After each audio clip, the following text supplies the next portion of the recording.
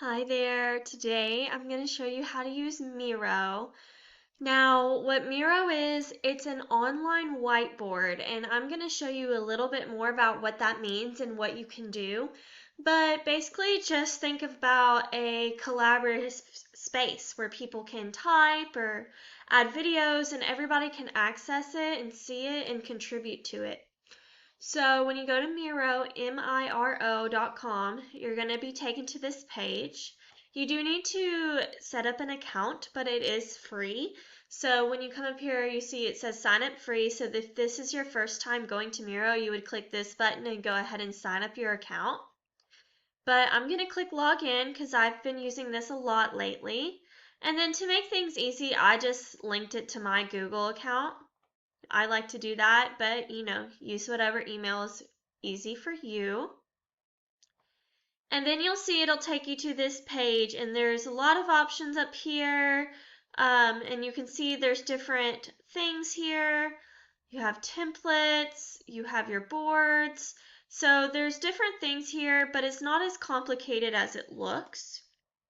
So if you go to your templates page, this is a great place to start. I love to use this templates page because you can find whatever you want to add here easily. So you could just click on one of these templates, and instead of having to manually go in and add each element, for example, let's say I want this quick retrospective. Okay, I'm going to click use blank template, create team board.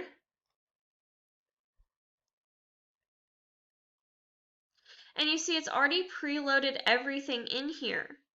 So it even has these steps on here. What helped us move forward, what held us back. So this is like a project reflection. But if you wanted to change them, like let's say instead of what helped us move forward, you wanted to say like a glow. What did we do well? All you have to do is type that in there, and you could change it, you can customize it. Then your contributors, they're going to take one of these sticky notes, they can drag and drop, they can edit this just like you can, and they would click in there their idea. So they might say collaboration. We worked really well together, we collaborated well. And that's true for each of these elements here. And you can see it was so easy and quick for me to set this up because I didn't have to add in each of these things individually. I just clicked one of those templates. I recently used this mind map in one of my lesson plans, and I used it for examples. So let's say I didn't want students to see all of this when I first came on here. You can also delete things. So all you're going to do is click on what you want to delete and then hit the backspace or delete button. And it's the same for adding things. So if you wanted to add an element, you're going to click that plus button. And your collaborators can do that as well. That's how they're adding. To zoom in and out, you just simply use your scroll function, or if you don't have a mouse, then you can use your keyboard shortcut to zoom. This is another great feature of Miro. You can actually search within the whiteboard. So I could search for problem, because that's in here, and it's going to show me. It's going to take me to that result.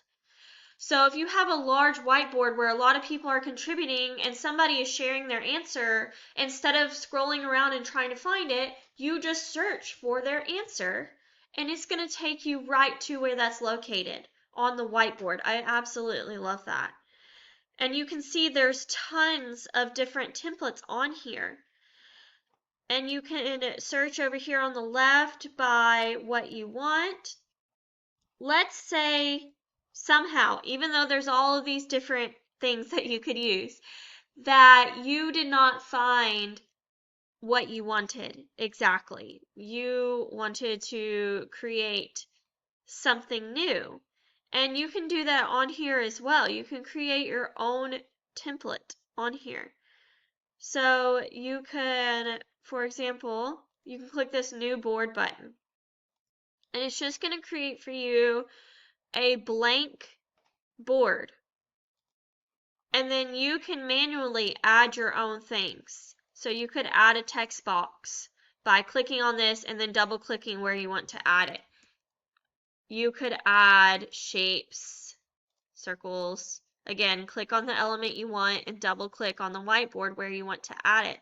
So you do have that option also to just really customize what you want and make it however you want to be. And I love that the templates are also customizable. Once you add in this template, you can also just delete the items you don't want anymore or add the items like I showed you.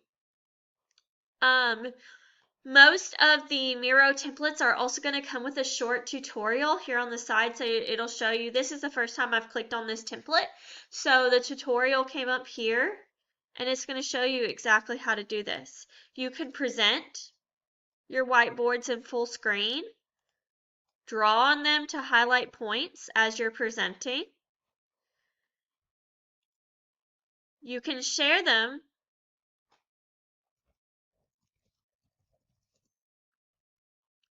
by just copying a link or sending somebody an email. So it's so easy to add. You can invite with Slack or Google, but I like to just enter emails or share the link. And it's so easy. Down here, just make sure that you are adding permissions to those sharing options. So I hope that was helpful with Miro. It is worth mentioning not all of the features are available on the free version. For example, these say free only. And so you can't access those particular templates with the free version, but as you saw when I was walking through, there are so many templates that you do have access to, and most of the features that you're going to want, like presenting and collaborating, those are available on the free version. So I hope that you will consider using Miro in your next project.